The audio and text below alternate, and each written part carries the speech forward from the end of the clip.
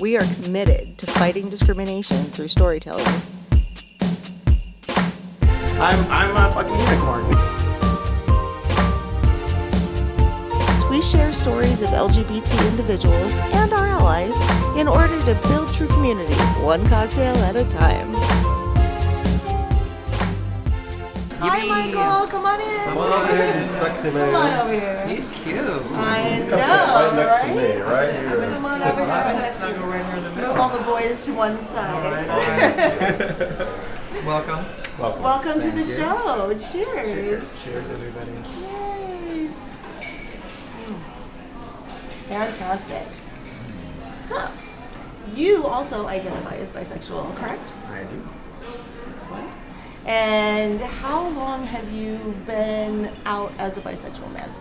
That's kind of complicated because It's been a process. I told my moms I was bi when I was 8 years old, and they said, "Do you even know what that means?" I was like, "Yeah, I like men and women."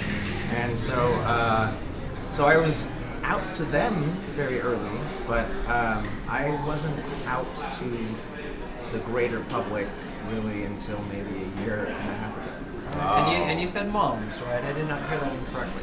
Yes, I have lesbian moms.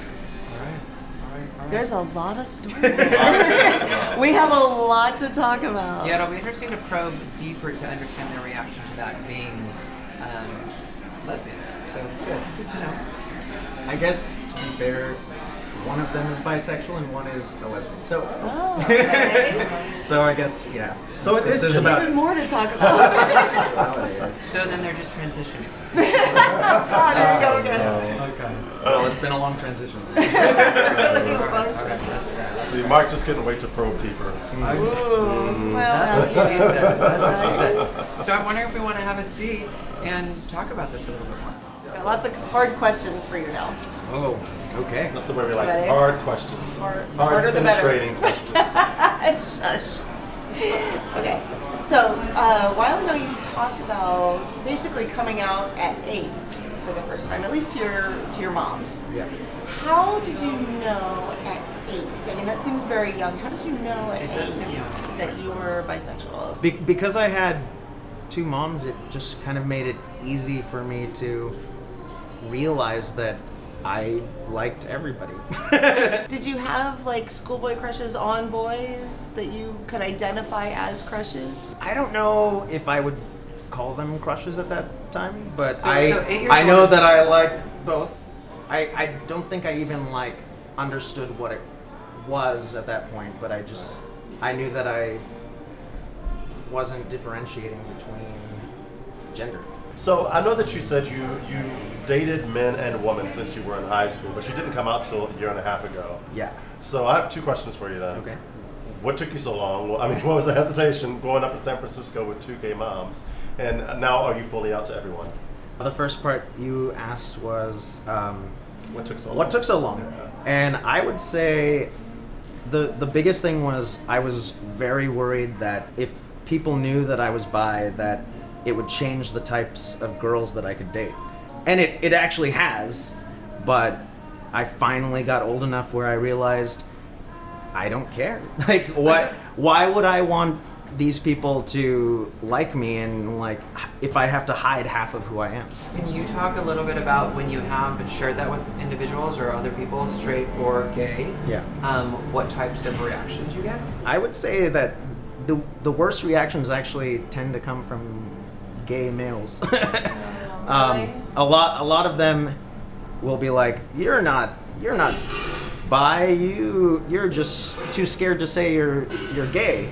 And to that I've told them, I was born and raised in San Francisco to lesbian moms. I could be whatever the fuck I want to be. I'm a fucking unicorn. Not that you want to fuck a unicorn. No. Because that would be different. It's always interesting for me to think about what would be our broader message for the broader nation, or globally for that matter, in terms of what we want them to understand or get from even this discussion about bisexuality, what we'd want them to walk away with. Yeah. What would you say? Don't wait to let people know who you are, because I waited, 29 years before I let people know, and it's just not worth it. You know, if you let people know who you are early on, you can perhaps, for some of the ones that don't agree with you, maybe you can change their mind. And for the ones that do agree with you, you can like surround yourself with people who support you. And of course, your moms have been supportive, right? Yes. It's funny because I kind of came out to them, where I told them, you know, remember when I said I was bisexual? Like, just letting you know, Like 21 that's years still going on. And they're like, oh, okay. I'm always curious when you think of the distinction between somebody who is okay keeping a part of themselves from their family because their family might be uncomfortable with it, versus being, you know, out and loud and proud because perhaps less of a concern for how their family might react. So there's a really interesting case in my family that speaks to that, which is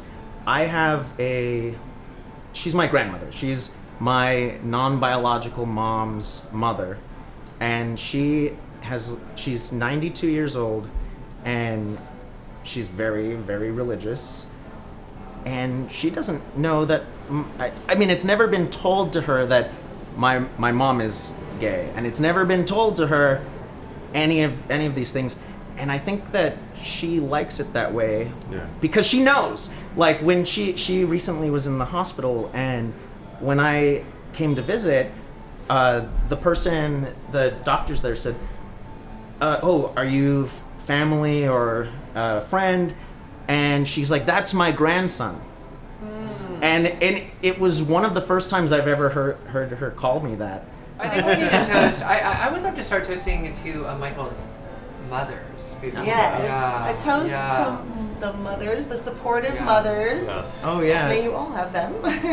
I mean, I know this is the bi episode, but I was just saying, having two mothers has been a really interesting thing, and one of my non-biological mom is just about to adopt me after Oh, 30 officially. years. Yeah. Wow. That's beautiful. Well, congratulations She- to your Congratulations. adoption. She said she's gonna throw an "It's a Boy" party with Yeah. like cigars, Oh, and Cindy it's Love awesome. will be at this. It's a boy Yay! party. I'll go. Yeah, thank you, Michael. Thank That's you so been much. really a great story that you've shared. Yes, thank you so much for being here and sharing that with us. For our full discussion on bisexuality and more about Michael Chua, see Let's Hear It for the Bi, Happy Hour Talks Bisexuality. See the links below. Life my way, starting today.